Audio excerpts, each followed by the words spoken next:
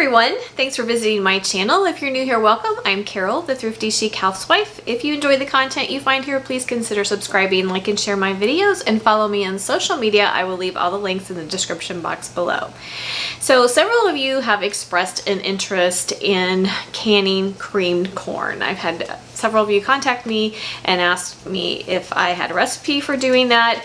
The truth of the matter is, no, I had never made creamed corn, but you piqued my interest because we do enjoy creamed corn. Usually I just buy fresh corn on the cob when we want it, and I make my own homemade, just one batch for us to eat, and I will link, I do have a video on that, and I will link the video for you with an iCard and also in the description box below, so that if you just want to make some on the fly, it's fine. But I thought it would be wonderful to have some canned up as well. So I did some research.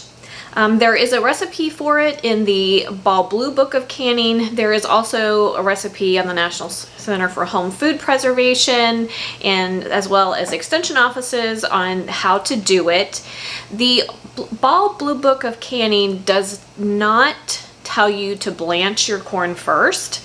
The National Center for Home Food Preservation and several extension offices that I checked do say to do that step. So I wanted to confirm all that, so I contacted our friends at the in the Facebook group that I've been sharing with you guys, Home Food Preservers of Clark County, and one of their admins got back to me and said that it does help to preserve the quality of the corn. That's also a guideline that is used in the National Center for Home Food Preservation for make your own soup combos. So there are some vegetables that do better when you blanch them before you can them. So we are going to do the blanching step, even though the Ball Blue Book does not include that step. It's also on their Ball Fresh Preserving website. It does not say anything about blanching the corn first, but we are going to do that step. So what we're going to do, what I started with is I just removed the husks and the silks from my corn. I washed them, and that's where we are at this point. I do have some boiling water in a nice large pot, and I'm going to drop several cobs of corn in there. We are going to blanch them for 4 minutes, and then we're going to move them to an ice bath, let them cool until they're cool enough for us to handle. You want to remove the kernels about the center of the kernel. You don't want to get too close to the cob, so we're going to cut them off. And then we're going to use a table knife or a spoon. I like using a spoon to remove the rest of the corn and the milk from the cob, and we're going to be using that as well. Once we're done with that, we're going to measure out our corn, and then we are going to add some water to our corn, and when we get there I'll go over all that. So let's start by blanching our corn.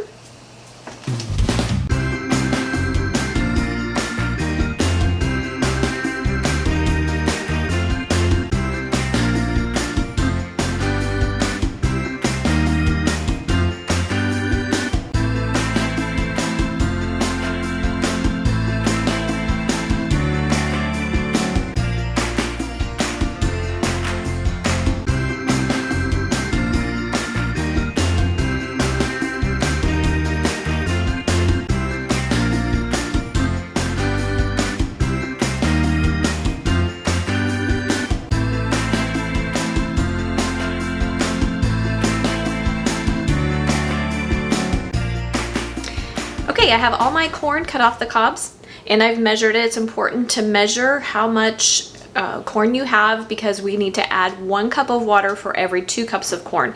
I ended up with 12 cups of corn, so I need to add 6 cups of water. So we're going to add our water to our corn.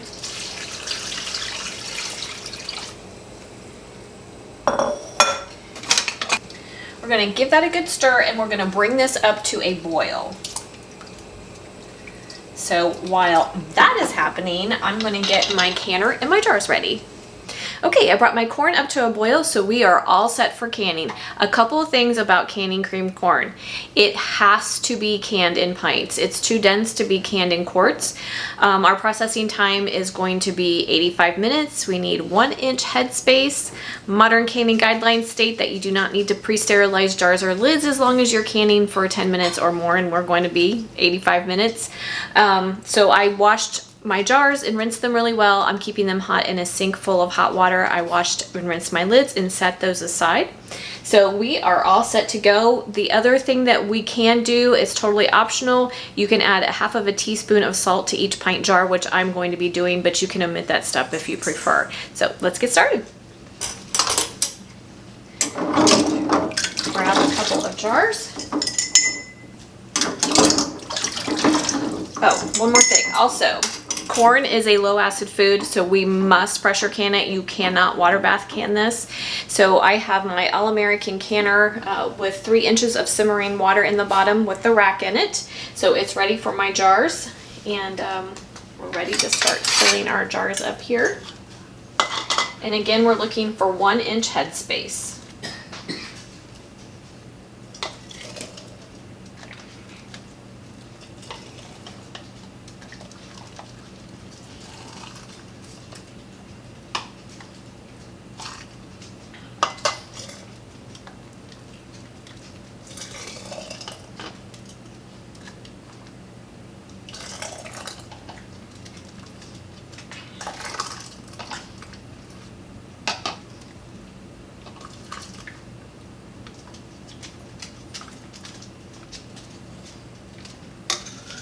Once you get to your 1 inch headspace, you're going to use a debubbling tool, a chopstick, or a plastic butter knife to release your air bubbles.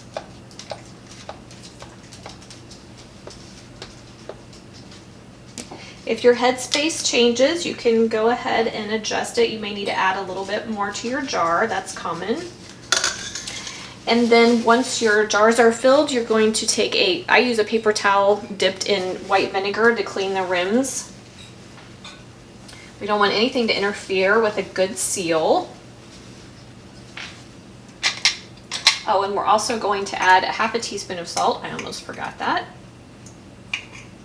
But again, that is optional. If you're going to add salt, make sure you use canning and pickling salt, or a salt that doesn't have any additives. Place our lids on, and then add our rings to fingertip tight.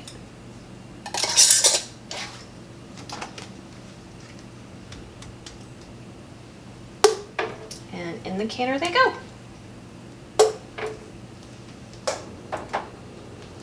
Okay, I have 7 pints of the creamed corn. I used about 10 ears of corn, but they were pretty big ears of corn, and that gave me the 7 pints plus a little bit extra. So we are all ready to start canning. I'm going to add 2 tablespoons of vinegar to my canning water. That just helps to keep mineral deposits from collecting on your jars during the canning process. It's not necessary, but it does help to keep your jars in your canner nice and clean. So we're going to go ahead and add our lid. And for the All-American canner, you line up the arrow with the notch, and then you tighten your thumb screws 2 at a time, opposites. And then we're going to crank our heat up to high and until steam starts coming out of our vent. We're going to allow our canner to vent for 10 minutes, and then we can add our weight. Okay guys, we have a steady stream of steam coming out from our vent. That's what we're looking for, so we need to allow that to happen for 10 minutes. After our 10 minutes are up, we can go ahead and add our weight. The other thing I'd like to mention at this point is to make sure that you know your altitude. There are adjustments you have to make depending on where you live. So I'm going to be canning at 10 pounds of pressure. I'm under 1,000 feet. If you are above 1,000 feet, like I said, you're going to need to make adjustments. So you need to find out your altitude and make sure you know what those adjustments are. So after our 10 minutes, I'll bring you back. Okay, we've been venting for 10 minutes, so it's time to add our weight. Like I said, I am under 1,000 feet, so I'm going to be canning at 10 pounds of pressure. We're going to add our weight, and I'm going to bring my canner up to temperature. Once it gets up to temperature to about 240 degrees, my weight should start rocking and rolling. So once your weight starts to rock, you can go ahead and start your processing time. Okay, our weight is rocking, so we can start our processing time. We're looking for 85 minutes.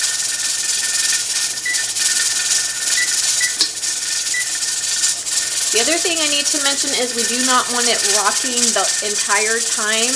You want your weight to rock 1 to 4 times a minute, so you need to adjust your heat so that it's only maintaining the 1 to 4 times a minute of rocking. And you want to do that slowly. We don't want huge temperature fluctuations taking place in the canner. So just slowly decrease your heat enough just to maintain the rocking. When our 85 minutes are up, I'll bring you back. Okay, our processing time is up, so we're going to turn off our heat. We're going to let our canner return to 0 pressure naturally. Okay, we've returned to 0 pressure, so now we can remove our weight, and then we're going to wait 10 minutes. I'm going to remove the lid. After I remove the lid, wait about 5 more minutes, and then we can take our corn out of our canner. Okay guys, our wait is all over, so now we can take our beautiful jars out of the canner and take a look at our creamed corn. Want to make sure when you take them out of your canner to cool, you give them plenty of room around each jar so that they can cool adequately. And there you go. Doesn't that look delicious? So pretty. Now, one thing since I'd never canned corn before, one of the things that I had read and was concerned about, that if you use really sweet corn, super sweet corn, it can caramelize or turn brown in your jars during the canning process. So I was curious if that was going to happen. I used I'm not sure of the exact variety, but it is a bicolor sweet corn, and it has beautiful yellow color to it. It doesn't look like we've got any discoloration at all, so I'm really happy with that. So just beware if you have super sweet corn, it may not can so well, but this seemed to work really well. So I'm very pleased with this. I'm anxious to let everything settle for a few days and then pop a jar open and see how we like having creamed corn on our shelf, but it was fun to do, and I hope you enjoyed coming along. If you have any questions or comments, please leave them for me in the comment section. Be sure to leave your jars sit undisturbed for 12 to 24 hours. After that time, you can remove the bands. Make sure you don't store your jars with your bands on them. Check your seals, wash your jars, label them, and store them in a cool, dark, dry place. Okay guys, to make our creamed corn truly creamy, obviously we can't can with dairy. So what I like to do is we're going to put it, I drained off most of the liquid, and we're going to pour it in a saucepan. We're going to heat that till it's simmering. You might want to add a little pinch of sugar. I like to add just a tiny pinch of sugar. Okay, once you bring your corn up to a nice simmer, then what I like to do is I took 1 teaspoon, approximately a teaspoon of cornstarch and dissolved it in about a 1/4 cup of heavy whipping cream. And I'm going to add that to my corn. We're going to give it some body and some creaminess. And then what I like to do is take my immersion blender. You could also do this in a regular blender. And we're just going to blend up part of the corn. You can skip the blending part if you want to, but it does give it a nice texture. And then I just let that simmer for about 5 minutes or so. Add salt and pepper or whatever additional seasonings you want. Then we'll add a little dollop of butter, of course. Give that a stir, and you have beautiful creamed corn. Thanks so much for joining me, guys, and I will see you next time. Don't forget to like, subscribe, and share.